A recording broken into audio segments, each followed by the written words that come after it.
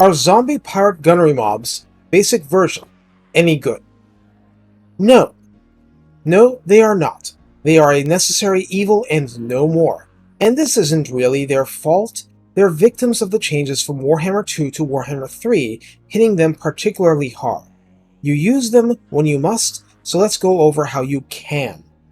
Please like, subscribe, comment, and consider sending treasure to my Ko-Fi Hidden Cove. I need all the support I can get. Thanks. So let's run through the basics. 300 gold to recruit, 75 upkeep, 120 entities with 7,560 health shared between them, so 63 health per entity. Armor is 15, leadership 35, speed 23, melee attack 14, attack interval 4.4, melee defense 6. Weapon strength 15 split between 13 base and a miserable 2 armor piercing. Charge bonus is 7 and mass is 90. If you've heard these stats before, you watched my Bombers variant video. Thanks, by the way. Ammunition starts out at the very standard 22 volleys with a range of 90, and these pistols are listed as missile strength 13 with 12 base damage and 2 armor piercing per shot. You get 1 projectile per attack per entity, reload time of 11, total accuracy of 20, calibration distance of a relatively long 65, and calibration area of 2.4 meters, which means that even supposedly accurate shots tend to be less accurate than you would prefer. Hey, they're dead guys, what were you expecting? Extra powder applies, and the one real saving grace of this unit is that it's fire whilst moving. This means, while it moves at an agonizingly slow 23, you can do missile flanking with this unit. After all, the miserable missile stats get even more daunting if you're firing into the front of a high-elf spearman unit. As per my plan, I'll direct you to the Handguns video for a full rundown of the many techs that apply, and the redline skills are the same as for other ranged infantry in the faction. The thing is, some of the juiciest stuff simply won't do anything because your ranged AP is simply that low. As for how you use the unit, I've already said that the only thing that makes it supposedly worthwhile, missile flanking. But it's bad at this. It's vulnerable. I mean, there are more vulnerable missile units, but this is still bad.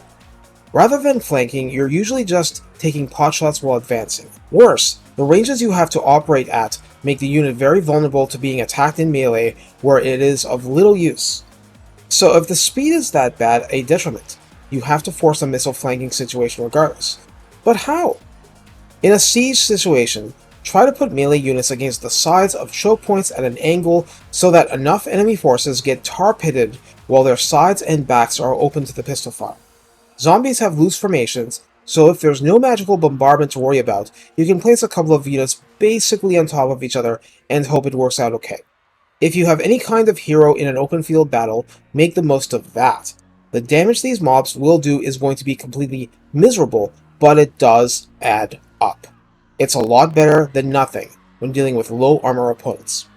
The bottom line is that once engaged in melee, your only options are to bog down with other units and eliminate the threat, or use other units to peel as you get the pistol mob just far enough not to be engaged in melee.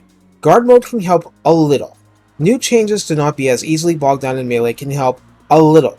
All the same, you're just praying you can stay just outside of melee range and keep shooting. There's nothing to be gained from ammunition stuck in the belt. Shoot it all if you can. Pistol mobs have no concept of minimum range and will provide some deterrent against flyers. You just have to accept they are nearly completely useless in both melee and at range against heavily armored targets. I say nearly because 2 AP is better than 1 AP, and some units have 1 AP in this game. Either way, you're just making the best of a very bad situation. But I had to explain this unit so we can begin the deck dropper videos, so stay tuned for that. Take care, and have fun trying to extract every bit of blood from the enemy before these zombies crumble. I mean, you don't go in expecting much, but sometimes you do ridiculously well out of sheer stubbornness. And they can screen much more important units?